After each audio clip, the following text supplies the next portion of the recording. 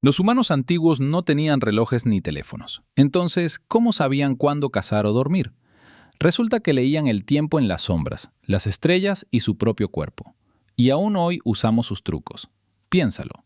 Sin alarma que te despierte, sin calendario, sin un rectángulo brillante que marque las 4:15. Sin embargo, hace miles de años nuestros ancestros se reunían en lugares acordados y emprendían la cacería en el momento perfecto.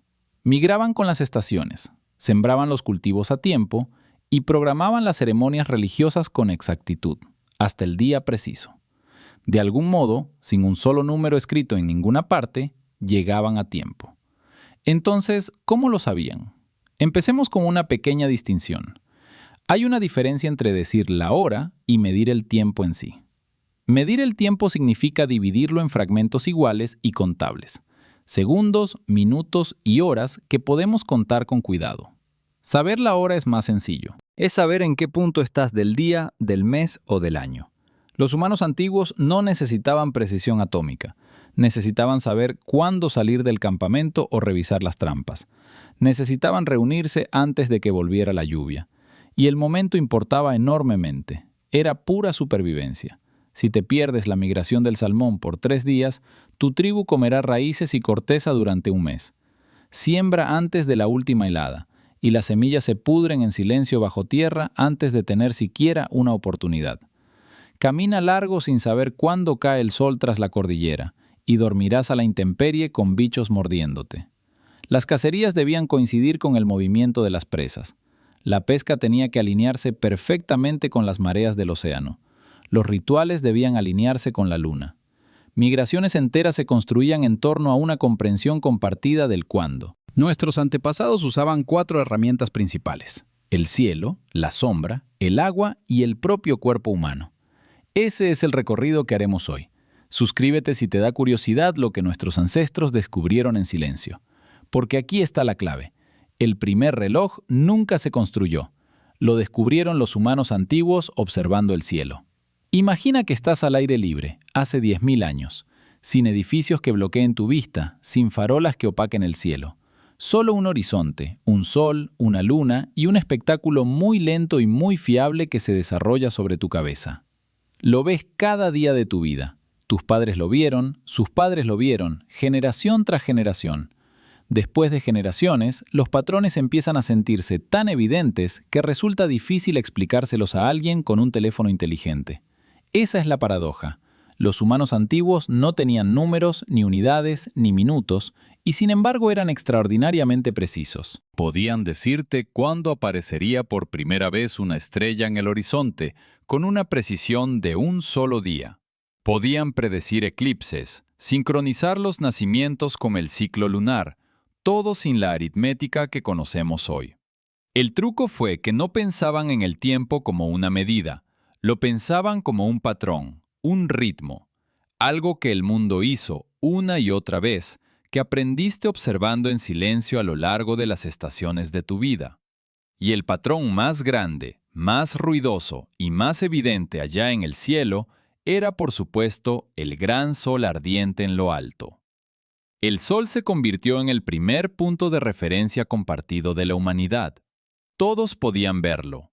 Todos coincidían en lo que estaba haciendo. Salió, cruzó el cielo, bajó y regresó. El mismo arco confiable día tras día. Y lo más importante, lo hacía de maneras ligeramente distintas según la estación. Más alto en verano, más bajo en invierno. Saliendo cada mañana por un punto ligeramente distinto del horizonte, trazando un camino siempre cambiante a lo largo de todo el año. Así que antes de que los humanos antiguos se preocuparan por las horas, descubrieron las estaciones. Las estaciones vinieron primero, con muchísima diferencia. Una estación es fácil. Es un estado de ánimo con el que todo el paisaje está de acuerdo. Frío, húmedo, cálido, seco. Sentido por todos. No necesitas instrumentos para sentirlo. Las horas son más difíciles. Las horas son pequeñas y las cosas pequeñas se pasan por alto. El sol se mueve, nunca se detiene. Entonces, ¿cómo lo atrapas? Clava un palo en la tierra. Ese es el invento. Un palo vertical erguido por completo, proyectando una fina sombra sobre la tierra desnuda. Observa esa sombra durante todo el día. Por la mañana se extiende larga hacia el oeste. A medida que el sol asciende, la sombra se acorta. En el momento exacto del mediodía, la sombra es tan corta como jamás lo será aquí. Luego vuelve a crecer, extendiéndose hacia el este. Al atardecer es larga otra vez, apuntando al lado opuesto de donde empezó. Ese palo tiene un nombre. Los científicos lo llaman gnomon, quizá el instrumento científico más antiguo de la historia de la humanidad. Y es prácticamente gratis. Cualquiera puede hacer uno. Un niño puede entenderlo. Solo lee la forma de la sombra. Los egipcios tomaron esta idea y la construyeron a gran escala. Sus obeliscos de piedra no eran decoración, eran relojes públicos. Un solo obelisco proyectaba una sombra que barría la plaza como la mano de un reloj de sol gigante. La gente miraba al cielo, veía dónde estaba la sombra y sabía cuándo trabajar, comer o volver a casa.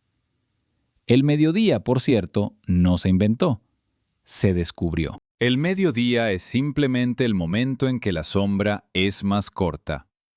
Cada gnomon en la Tierra coincide en el mediodía en ese punto. Nuestro mediodía es más antiguo que cualquier idioma hablado. Está bien de día, pero ¿de noche? El sol desaparece y durante la mitad de cada día las sombras no funcionan. Si eres un humano de la antigüedad rastreando los turnos de una caravana o cronometrando un ritual a medianoche, necesitabas otro sistema. Así que nuestros ancestros miraron hacia arriba. Las estrellas, resulta, también son un reloj. Y sorprendentemente preciso. Las distintas estrellas salen en diferentes épocas del año. En cualquier noche siguen el mismo orden, los mismos intervalos.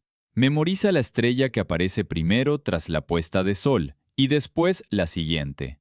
Una cuenta regresiva visible de las horas de la noche. Los egipcios, una vez más, eran obsesivos con esto.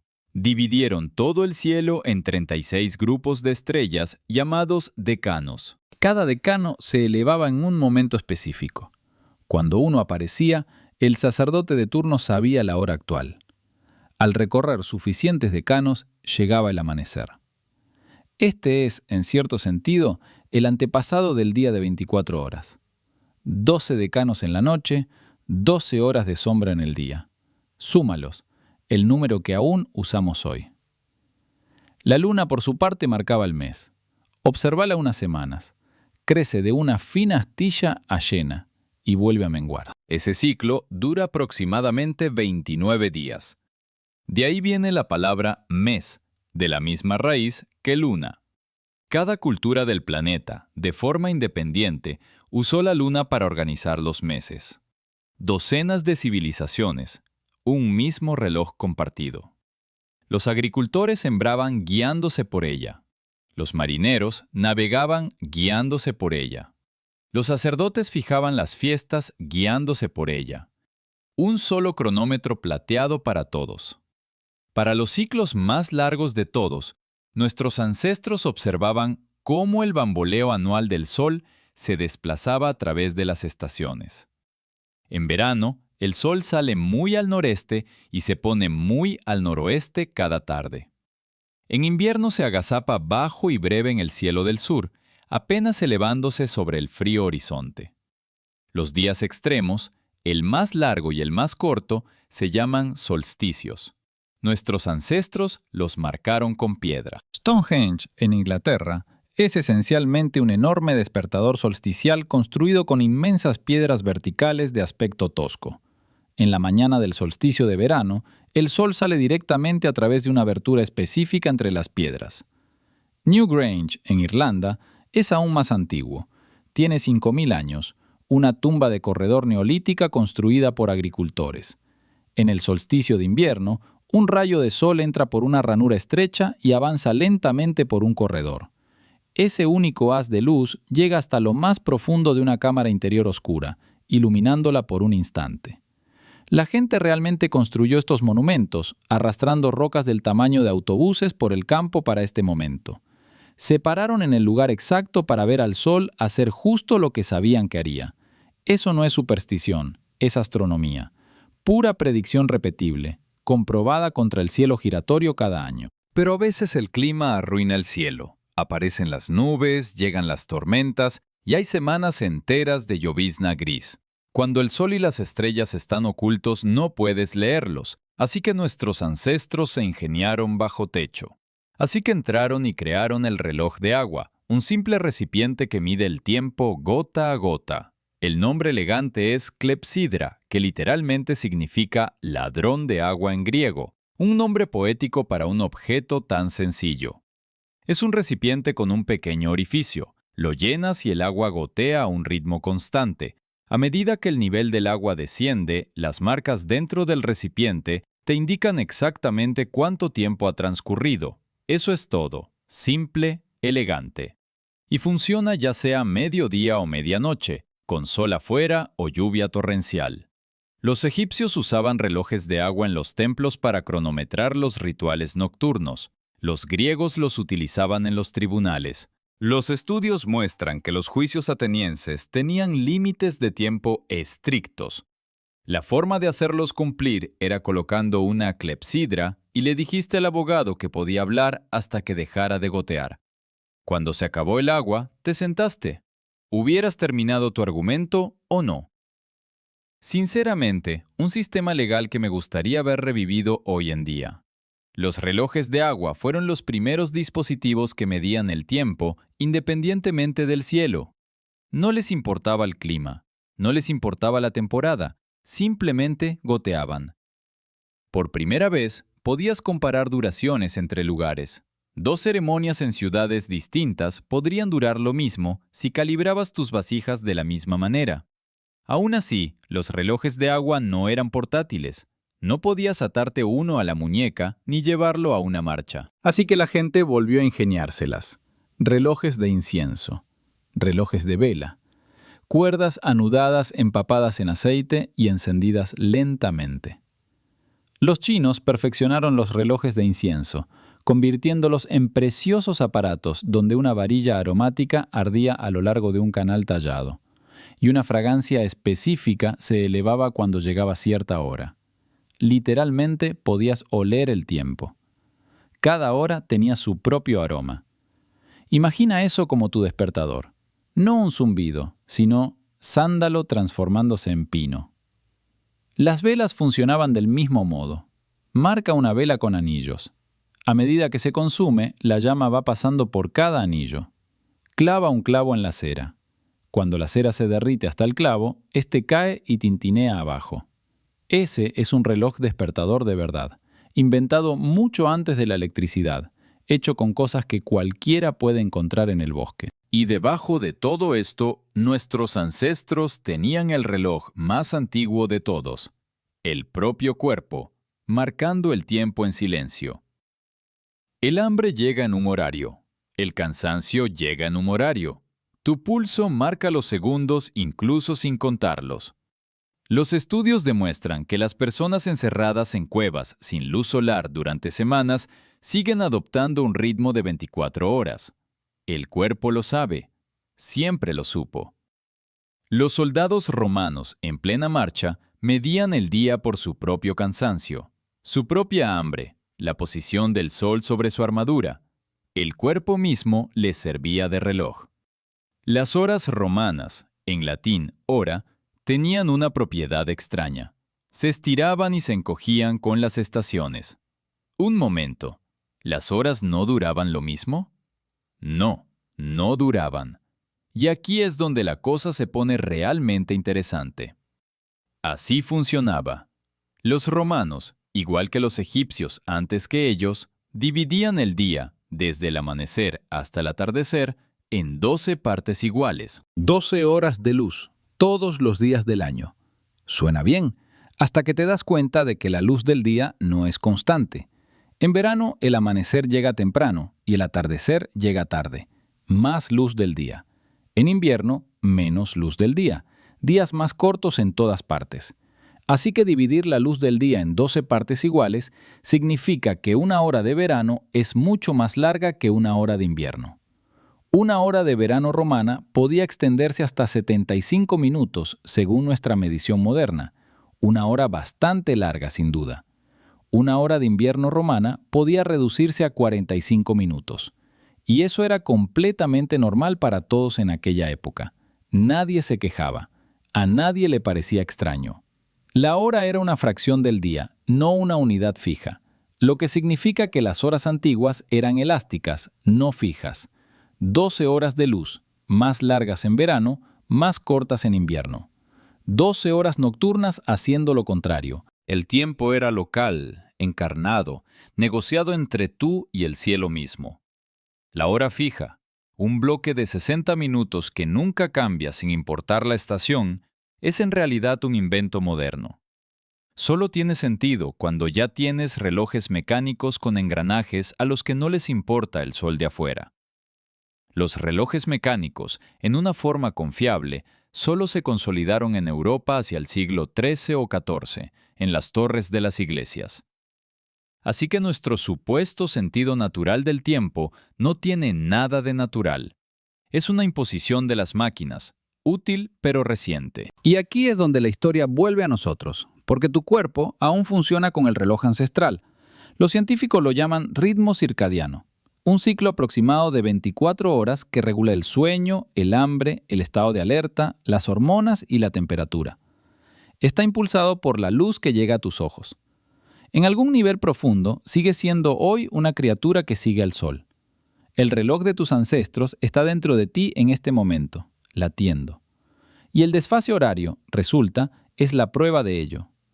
Cruza el mundo en cuestión de horas, y a tu cuerpo no le importa lo que digan los relojes locales. Sigue con el horario solar del lugar donde empezaste.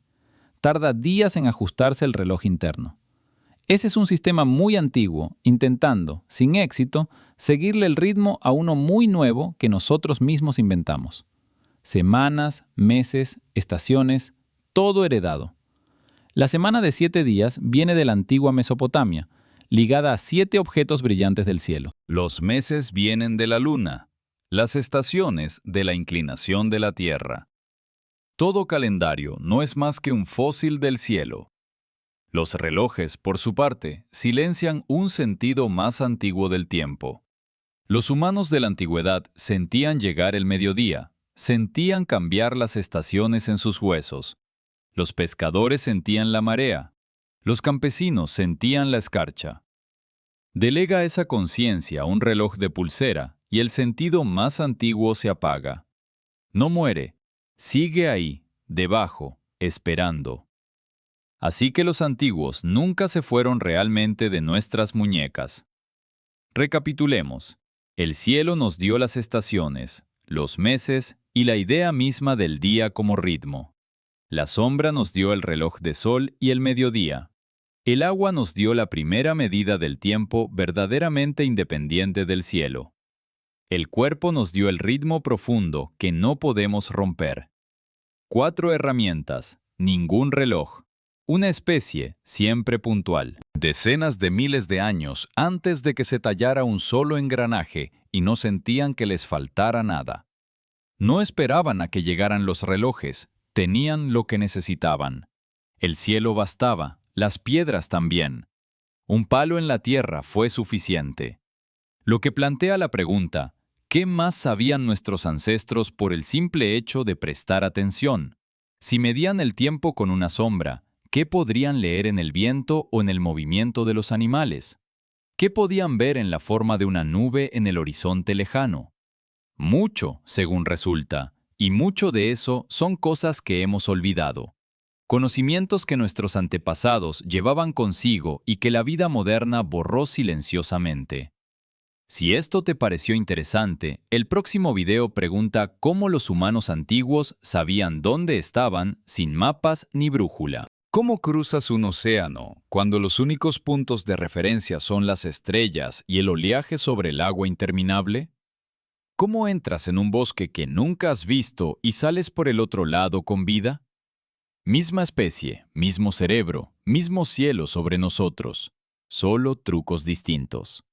Suscríbete